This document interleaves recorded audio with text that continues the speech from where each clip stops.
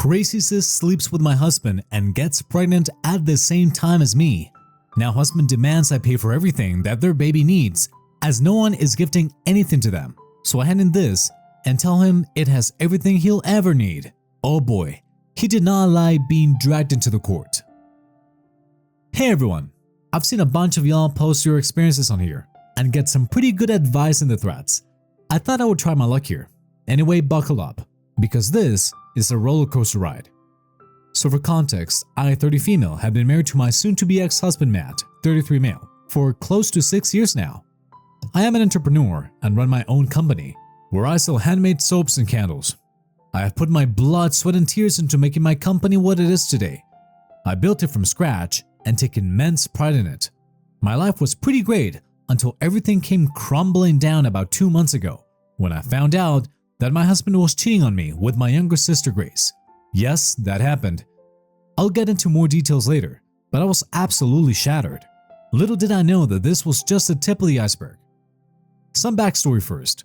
I am the eldest of 3 siblings, and Grace, 20 female, is my youngest sister. She's nearly 10 years younger than me, and came as a bit of a surprise to all of us, when she was born. I adore her from the minute I saw her. I had a younger brother, but I really wanted a sister, and I was overjoyed to see her come home. Since she was so much younger than me, I sort of became like a second mother to her. I doted on her constantly, fed her, bathed her, and even bought things for her with my pocket money. She was the cutest baby, and I made my dad buy me a digital camera so I could take pictures of her and make them into a scrapbook. I loved her so much, and I was pretty much ready to do anything to make sure she was happy. As we got older, I started earning some money, and I would buy her all sorts of toys, books, and clothes. I'd pick her up from school every day. We'd spend our weekends watching Gilmore Girls together, eating ice cream and popcorn, and visiting the bookstore. Those were some of the best days of my life. I could tell, even from back then, that Grace adored me just as much as I adored her. Our bond was unbreakable. Things began to change when I moved out for college. It was in a different state, and although I tried to visit home as much as I could only manage to go during the breaks. I missed everyone a lot, especially Grace, and I hated the fact that I was going to be missing out on such a big part of her childhood. I was thriving in college. For the first time in my life, I was staying away from my parents, and I got way more freedom to do whatever I wanted. So I did the typical college things and went to a bunch of frat parties with my girlfriends. And it was at one of these parties that I met Matt. He was actually the DJ, and I thought he was the coolest guy ever. He had tons of tattoos, shoulder-length hair, and just exuded charisma. We hit it off almost immediately and partied the night away after exchanging numbers. I later came to know that he was actually a student at my college, but was a couple of years older than me. He texted me, and we ended up meeting a few times. I was completely smitten with him. He was funny, smart, and easy to make conversation with. Not to mention, he was very easy on the eyes. He was also a little adamant and obnoxious, but at that point in time, I was too infatuated with him to even realize it. I sometimes look back and wonder why I was so obsessed with him when he was only doing the bare minimum and wasn't really as great as I thought he was. But then I realized that when you're young and in love, you kind of disregard these things, only for them to bite you in the face later. Anyway, we went out on a few dates, and before I even realized it, we were dating, and it was great. After he graduated, we both moved in together. Matt and I made a great team. We got a tiny apartment near my campus, which made it easy for me to go to class. Matt got a job as an intern at a tech company, and I started working part-time at a bistro on campus. We weren't making much money, and we were barely able to pay the bills, but we were happy. I truly felt like I was an adult. Matt helped me out a lot too. He would make my breakfast, help me out with my studies, and he would sometimes even pull all-nighters with me before an exam, even though he had to work the next day. I couldn't believe that I landed such a perfect guy. He made me feel loved and validated, and I had never experienced that with any of my previous boyfriends before. Whenever we went out, he proudly introduced me to everyone as the love of his life. Even at his work parties, he would make sure to introduce me to all his colleagues and gush about me to the point where I felt a little overwhelmed. He was truly devoted to me. At least, that's what it felt like. Matt met my family for the first time the weekend I was graduating. They had heard all about him before on a call, but had never actually met him until then. By now, we were in a full-fledged relationship, even sharing a bank account. They absolutely loved him. My dad was very hard to please, He never approved of any of my previous boyfriends, but Matt managed to win him over. My parents were a little angry that I had moved in with Matt without telling them, but after seeing how well he treated me, they weren't too upset. I was thrilled to see Grace. She was almost 13 now, and this was the first time she was visiting me at college. She had the best time talking to all my friends and professors. She also loved Matt. I could tell that she kinda had a crush on him because she got shy and fidgety whenever he was around. Over that weekend, Matt had won the hearts of my entire family, and I was relieved because I truly did love him and I wanted our relationship to last forever. After graduating, I started working as a personal assistant at the same company that Matt worked at, which was perfect for us because we got to see each other all the time. About a year later, we had been dating for about 4 years now. Matt finally popped the question. It was beautiful. He had planned this beautiful proposal. I was over the moon, and of course I said yes. When we got back home, I was shocked to see some of our closest friends and my parents and siblings there to celebrate our engagement. He even managed to decorate our apartment. Later, I came to know that Matt flew my family down just for this special occasion. I truly felt like I had found the one. We got married less than a year later, and it was beautiful. Grace was my maid of honor. We also managed to save up enough money to afford a bigger apartment. We even got a cat together. As the years passed, I truly felt like I was blessed to have such an amazing husband. He took such wonderful care of me and made me feel like a princess. My career was on the rise, and he had also managed to get me promoted. We began thinking about starting a family. Meanwhile, things weren't that great with Grace. She changed drastically. Her best friend, who was basically like another sister to her, had tragically passed away. It was very sudden and unexpected, and Grace was inconsolable. I rushed back home to help her, but she was a mess.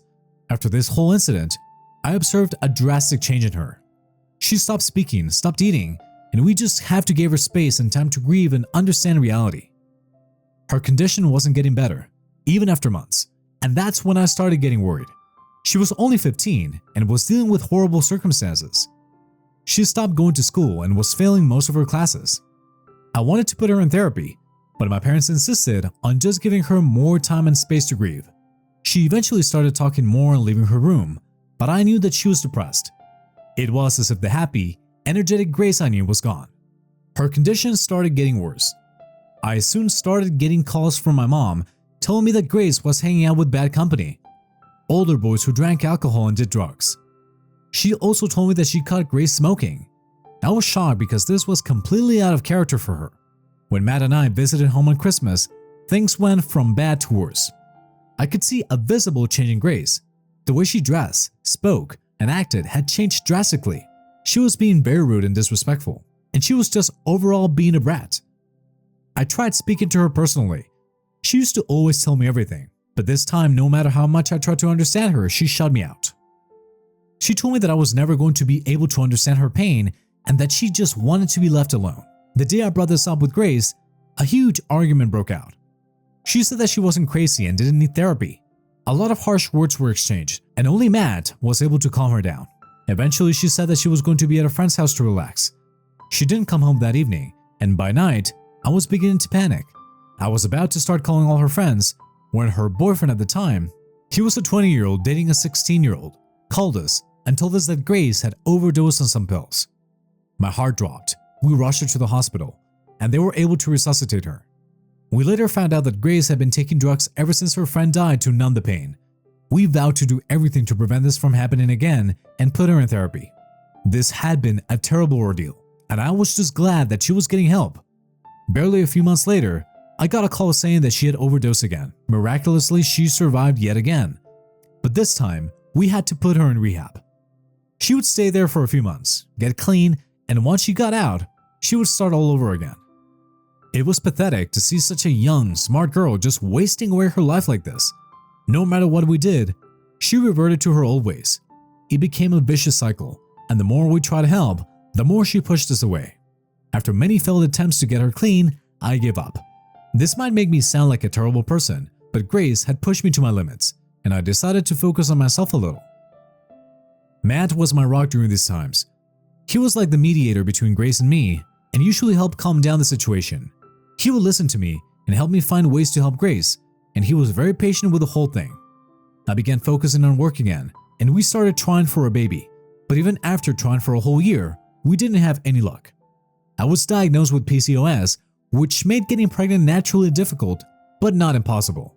At first, we were hopeful, but as the days passed by, I started getting depressed because I really wanted to become a mother, and the fact that I wasn't able to after trying so hard completely bummed me out. This started affecting my work, and my performance began to decline. Eventually, I quit because I just didn't feel up to it. I felt like I had failed as a woman to achieve the most basic, primal objective of being a mother. I could tell that Matt was equally struggling, but he never blamed me for it, nor did he pressure me into doing anything I didn't want to do. I tried getting other jobs but wasn't able to. That's when I decided to make something of my own.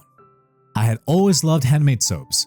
In fact, as someone who suffered from acne, I had started making my own soaps years ago and had a general understanding of the ingredients that went into making them. I started making and selling my soaps to a few of my neighbors and friends, and guess what? They loved it. Soon, they started ordering from me on a monthly basis. My friend made a website, and I started selling them throughout the country. One of my friend's daughters made a TikTok about it, and that's when my business truly blew up, and I started making a profit. For the first time in months, I started feeling like myself again. I stopped focusing on trying to get pregnant and started enjoying being an entrepreneur. It seemed as if Matt was doing well too, because he appeared to be happier than before. He said that he had gotten promoted and had started taking frequent business trips. Things were finally looking up for us until about 2 months ago. Matt was on one of his trips and I was lonely, so I decided to visit my parents and try to mend things with Grace. When I went back, they told me that Grace had moved out and was living with a friend. I decided to pay her a surprise visit and went to the address that my parents gave me. It turns out, I was the one who was surprised because when I went to her house, Matt opened the door. Yes, my husband, Matt, is half-dressed. Grace was right behind him, and they both looked horrified. I was more confused than anyone, and I refused to believe what was in front of me, but the guilty look on their faces confirmed my worst suspicions. Both of them said that he was just visiting her and he was working nearby, but I did not believe a single word. I was completely blindsided. My mind refused to make sense of what was happening. The last thing I ever expected was Matt cheating on me, and that too with my little sister. The worst was yet to come. In my volatile state, I didn't even notice that Grace was pregnant. She looked about 4 to 5 months pregnant. I was so disgusted that I threw up and nearly fainted. The situation escalated so much that the neighbors called an ambulance, and I was taken to the emergency room. The whole time I was paralyzed with shock. It was as if I'd gone into a trance because nothing anyone said mattered to me anymore. But wait, it gets worse. At the emergency room, they ran a bunch of tests on me and gave me an even bigger shock. I was pregnant, about 2 months into it. Yeah, I can't believe it. Now that I look back on it, this whole situation is so terrible that it's actually funny. I had tried for years to get pregnant, but to no avail. And the day I found out that my husband of almost 6 years was cheating on me with my baby sister and had knocked her up, I found out that I was pregnant too. This had to be a joke, but sadly it wasn't. My parents arrived, and they nearly fainted when I told them what had happened. Matt and Grace finally stopped by, and instead of giving an explanation for everything, Matt came up to me and told me that he didn't love me anymore, that he loved Grace, and that he was going to marry her. I threw up again. Grace told me that she and Matt had been together for over a year now, and that he was planning on divorcing me, but just couldn't find the right time to tell me. Matt said that I was emotionally unavailable and unable to satisfy his needs for years, and so he found comfort in Grace's arms. It began as a friendship, which quickly developed into something more. Grace said that she knew what they were doing was wrong, but after Matt promised to divorce me, she decided to go ahead with the relationship and give him the one thing he always wanted: a baby. I couldn't believe it. Matt always seemed so supportive and loyal. He never gave me any indication that he was having problems in our marriage. Up until a few days ago, when I dropped him off the airport, he kissed me and told me he loved me like he always did. I had no idea that he felt this way. I was completely blindsided because this was the last thing I expected. I didn't know how to feel. There was so much going on that my mind couldn't process anything. But one thing was for sure. I didn't want anything to do with Matt or Grace again. My heart was broken beyond repair. When I told Matt that I was pregnant, he wasn't disbelieved but still stood by the fact that he wanted to be with Grace. I was very disgusted by the whole thing. Matt had known Grace since she was 12, and that was a whole new level of creepiness. I decided to stay with my parents for a bit because the doctor said that this was a high-risk pregnancy. All I wanted was a baby, but I had never been more miserable in my life now that I had a baby in me. A lot of my friends and relatives broke ties with Matt and Grace, completely disgusted by what they had done. They started focusing on the positive and buying gifts like toys, clothes, and strollers for the baby. You won't believe it, but Matt and Grace didn't call me even once to apologize. The only time Matt called me, he had the audacity to ask me to buy things for his baby with Grace because the whole family had isolated them and had not given them a single thing, while they were overdoing it for me. He said that both he and Grace felt like they were being punished by everyone, and their baby deserved just as much stuff as mine did. I couldn't believe what I was hearing. These people had ruined my life and had the audacity to ask me to buy them things. Disgusting. Matt completely blocked me out of his life. In the coming weeks, I tried many times to get in contact with him to discuss what to do further, but he didn't even reply. My parents told me that Grace had been telling them that she had a boyfriend who loved her and treated her well. Every time they asked to meet him, she would come up with some excuse, but they had no idea it was Matt. I don't know how he did it, but he managed to manipulate my emotionally fragile sister and somehow convince her that I was a problem and he was not in the wrong. That boiled my blood more than anything. Grace's betrayal hurt me more than Matt's. After about 2 weeks of trying to contact him, I decided to get lawyers involved and file for divorce. However, just before I could do it, I got an anonymous email claiming that they had important information about Matt. I thought it was a prank, but I was very curious. I mailed them back, saying that I was interested, and they sent me another email with a link to a folder that contained photos of phone conversations, bank statements, and other documents about Matt. The email said that Matt had lost his job over 2 years ago and had borrowed tons of money from some moneylenders. He was unable to pay back what they owed, was now avoiding them, and was in a ton of debt. They found out that he had another girlfriend in Thailand who was willing to let him stay at her place. Phone conversations revealed that he had planning this for months. He secretly bought plane tickets and got a work permit for Thailand and was planning on leaving next month, leaving everything behind so that he could evade paying back his loans and start a new life with her. My jaw dropped. I refused to believe that Matt was this unhinged, but the proof was right there in front of me. Everything was there, all the conversations that he had with moneylenders, pleading with them for more time, the conversations with his girlfriend, talking about how he was going to marry her. Never once did he mention that he was already married. Bank transfer statements, even plane tickets and visas. Matt had somehow convinced my sister that he loved her and was going to stay with her when he was planning on leaving all of us in the dust. He was going to pay. There was no way he could ruin all our lives and then just run off and avoid the consequences of his actions. Enough was enough. I printed out all the information and sealed it in an envelope. After talking to my parents, I finally contacted my lawyers and told them everything. After a lot of objections and excuses, my lawyers were finally able to get a hold of Matt and arrange a meeting. When we finally met, I was happy to see that he brought Grace along with him. As soon as he saw me, he started saying that he didn't love me anymore and that I had to get over him and stop leeching off him for everything. I laughed as I handed him the envelope and told him that it contained everything that he'd ever need. He looked surprised, but as he went through the documents, all the color in his face drained away. I told Grace everything about how he was planning on leaving her, fooled her, and showed her all the receipts. Matt said that I was trying to frame him for everything because I was jealous and started making excuses, but as I said, the proof was irrefutable, and my lawyers ensured that I was protected. I served him the divorce papers like the cherry on top. He looked like he was about to faint. He once again made up fake excuses, denying all the claims, but when he realized that even Grace wasn't buying his story, he started apologizing and saying that this was all a big misunderstanding. He was advised to get his lawyers involved before he ruined matters even more. My lawyers assured me that Matt wasn't going to be leaving anytime soon because the work permit that he had was obtained illegally.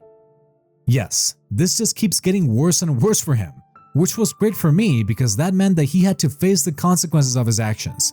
The divorce trial will start soon, and at the moment, everything is a mess. Matt is going to be questioned regarding his illegal visa, and Grace is absolutely wrecked because she fell for his lies. My parents don't know how to handle either of us. Is it wrong to feel a little smug about the whole thing? Does that make me a bad person? Matt had ruined my life, and in a way, I feel like I'm just getting back at him. Everything is in shambles right now, and nothing has been confirmed, and I'm just so conflicted. Should I have handled this better? Hello everyone. Wow, it's been quite a while, and I have a lot to say. First, I would like to address a few comments that I have been getting under this thread. Matt had known Grace since she was 12 years old. a literal child, even though they had an affair when she was an adult. Barely. It is legal, but that still doesn't change the fact that what he did was extremely predatory and weird. She was like a child to me, and the fact that Matt was even remotely interested in her that way disgusts me. I am only saying this because I see some men in the comments actually defending Matt and saying that Grace was equally at fault. I'm not saying that Grace isn't responsible. She had been dealing with her own problems, like her mental health and addictions, for ages. She was in a vulnerable position, and Matt knew that. He also knew that she had admired him for ages. He could have cheated on me with any girl, but he went for Grace because he knew that she could be easily manipulated. What I'm trying to say is that both of them did terrible things, but Matt is truly a vile person for taking advantage of all of us like this. Many of y'all also wanted updates on his Thai girlfriend. I am not going to share much here for privacy. However, she has been talking to Matt for over 2 years now. She had no idea about any of us. Matt had lied and told her that he was single. He even started sending her money every month. He made promises, saying that he was going to work in Thailand for a while and then marry her and bring her to the US. All lies, of course. I haven't spoken to her directly, but my lawyers have been in contact with her, and she now knows everything. I haven't spoken to Grace either. The last time I did, she accused me of ruining her life and told me that if I truly loved her, I should have just let this whole thing slide and left Matt alone. I reminded her that Matt didn't love her and was literally planning on leaving her with his baby to raise all by herself, but she still pictures me as the villain. You know what's funny? I'm the one who should be furious right now. Instead, she was accusing me of everything. I just can't win. I still love her, even after she betrayed me. But the way she's acting now, I feel like it's better if she weren't in my life at all. I know it sounds harsh, but I don't care at this point. As for Matt, since he just possessed an illegal work permit and wasn't actively in Thailand and using it, he technically wasn't doing anything illegal.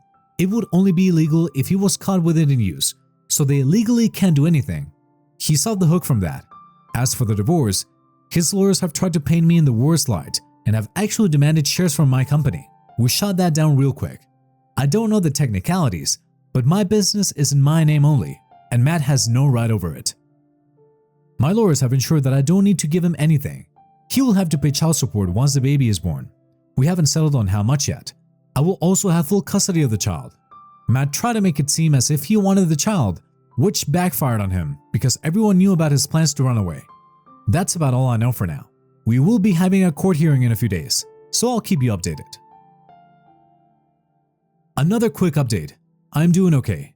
I'm 4 months along and still at high risk because of gestational diabetes, but the baby is doing great. I never thought that I would have to navigate through pregnancy in this way, but I am grateful to my parents for having my back. Every time I see the ultrasound pictures, I feel so excited to meet my child. I know that they won't be born into a perfect family, but I'm going to try my hardest to be there for my child. Grace is probably around 7 months pregnant right now, but that's about all I know. I'd appreciate it if you continue to keep me in your prayers. Hey guys, sorry I've been MIA for so long. This update is long overdue, but first I have some good news. I had a beautiful baby girl. She was born early and had to spend a few days in the NICU, but she's been discharged now and is thriving. I had to have an emergency C-section, but I'm recovering. It was stressful, but I'm glad it's over. Some more good news. My divorce is now finalized. It was a nasty affair, but I had a team of strong lawyers and they managed to make sure that all my demands were fulfilled. Like I mentioned before, Matt had tried to paint me in the wrong light. He accused me of trapping him with a baby so I couldn't get child support after he left me, but the odds were against him. I got full custody of my daughter. As for Matt, we aren't civil with each other.